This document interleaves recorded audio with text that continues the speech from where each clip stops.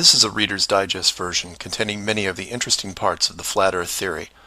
For those who have already started seeing things with new eyes, it will be mostly a recap, but there could be a few new angles you haven't looked at. For the rest of you who are new to this, the first question is invariably, is this a joke? Because it's a joke, right? And that's where we start, because it's one of our two basic childhood facts. 1 + 1 = 2, and the Earth is a globe. We're taught this before almost everything else, and that right there should give you a clue on how serious this secret is. But for those who have forgotten their history, here's the modified Men in Black version. For the first 4,000 years of our civilization, we believed that the Earth was a flattish disk surrounded by a solid dome barrier called the firmament. All of the 5 major religions had their own version of this, and the churches enforced the belief. Then, around 1514, a man named Copernicus created a new model of the world.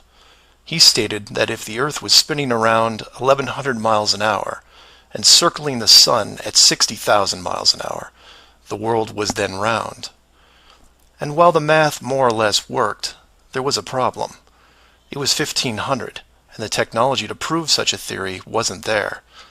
The first balloon to carry people wasn't invented until 1760. Sailboats were the only travel over water, and the fastest thing on land was a horse. But the new worldview was promoted and took hold. The religions adapted to handle the new reality, and life moved on. More importantly, the globe model was quickly introduced into the education systems. Over the next 500 years, the challenges to this model faded, to the point where the globe was accepted as universally as physical laws such as gravity. Read that again if you didn't absorb it. For 20 generations, people believed that the Earth was round because there was a globe in every classroom they sat in. There was no proof. Hundreds of years went by, and still civilization had no way of proving the theory. Planes were invented around 1900, but until 1957, nothing could go high enough to give a true perspective of where we lived. And that's when everything got strange. The United States and Russia both sent up rockets high enough to take decent pictures, and what they saw scared them a great deal. How do we know they were extremely concerned about the sky? Because the US and Russia immediately started firing nuclear weapons straight up, and they kept firing for the next 4 years. A few things to keep in mind here. First, this was now 1958. Nuclear weapons were very expensive and hard to come by. These also weren't those nominal yield 20 kiloton toys we used on Hiroshima. This was high kiloton to low megaton, and we couldn't get them up fast enough. And the strangeness continued in other places. In 1959, only a year into the atmosphere bombardment, 10 nations, including the United States, made Antarctica off-limits to any colonization. A treaty was put in place and to this day remains intact. Over 50 nations now have signed off on this treaty. Do you know any treaty that has lasted that long between all industrialized nations? Moreover, do you know any piece of real estate in the world that is owned by no one? You would think at the very least one of the large oil companies would use their huge financial resources to explore this region, and yet they don't even petition the idea. The short version of the discovery is this. By 1958, the military had discovered the very solid upper and outer edges of our world, and had to create a way to put up "Do Not Enter" signs without looking obvious. It was tricky, but if there is one thing I have learned about the authority, it's that nothing is left to chance.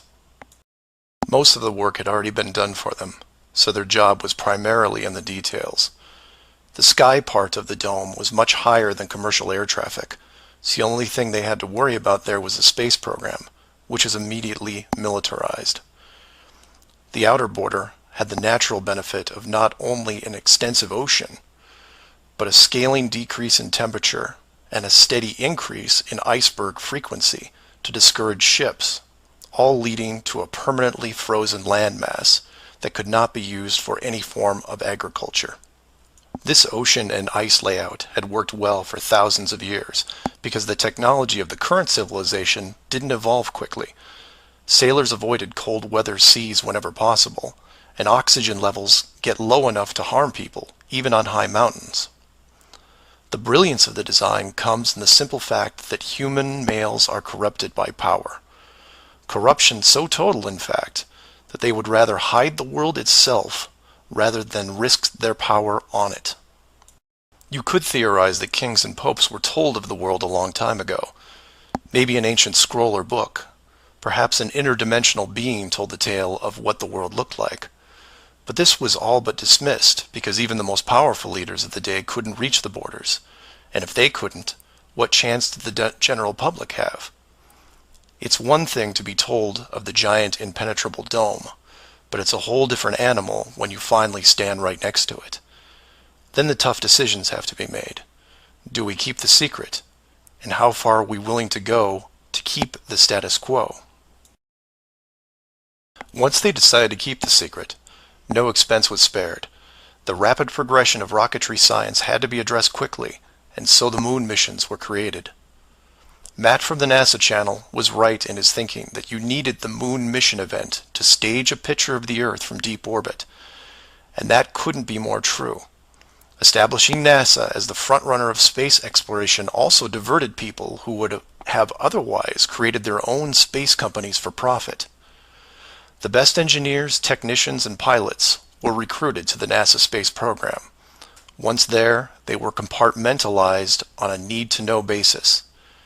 The astronauts know of the deception and are sworn to secrecy under the penalty of whatever motivates them. Private space programs are discouraged, sabotaged, or absorbed into the NASA fold. Private sector spacecraft are just not going to be allowed for several reasons. The most obvious is the collision with the dome itself. The telemetry data from such a mission would show an impact failure at a certain altitude, and if repeated, would raise questions NASA just isn't prepared to answer. There are 3 perpetual questions about our world that can't be eliminated, but avoided at all costs. These are the questions you should ask yourself and others if this protective layer is going to be lifted. I'd like to preface this with a thank you to Max Malone, a conspiracy hardcore who has a knack for boiling down debates to a single paragraph whenever possible. It was he who said, after over 50 years and thousands of hours of space travel footage, both by NASA and other countries, there is no exterior shot where the astronaut completes the simple act of panning the camera 180 degrees, let alone a full 360-degree sweep. This has never happened on any moon mission, exterior space station, nothing, ever. Statistics will tell you that this would have already happened by accident years ago, but it hasn't, and it won't. This is because of the rule they cannot break, the same rule that applies to television set shows that never show the fourth wall. Why? Because there is no fourth wall. Number 2. When you search online for pictures of the Earth from space, 95% of what you will see is a collection of artificial composite shots. In 2000, when I did this search, there was exactly 1 picture by NASA showing the bottom part of Africa and Antarctica. Now that picture is hidden within hundreds of simulated images. There are HD cameras everywhere, and no one is taking a shot of the Earth, because you can't get enough altitude to do it. Number 3. The commercial air travel routes for the southern hemisphere are wrong. This is an easy thing you can check out in 60 seconds. Take a map reading of the distance between anywhere near Australia and anywhere in South America.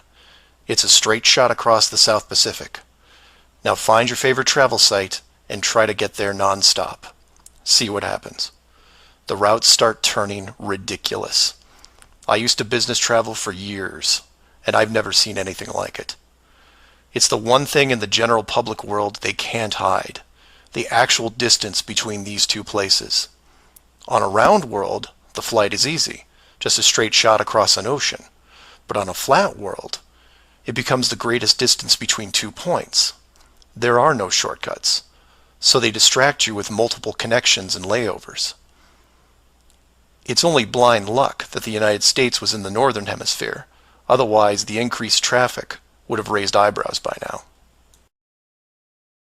I know. It's madness. It's lunacy. There are people who will tell you straight to your face that all the leaders of the world are lizards, and yet these people laugh out loud when you say the words flat earth. I was, and still am, a huge conspiracy guy. I literally ran out of new tin hat topics to research, and I still wouldn't look at this one without embarrassment. But every time I glanced at it, there was something unresolved. And once I saw the near perfection of the whole plan, I was hooked. Do your own homework. Ask the questions. Get past the possibility and see if you can move into an even bigger picture. Like who built the dome and why. That's where it starts to get really interesting and things start opening up.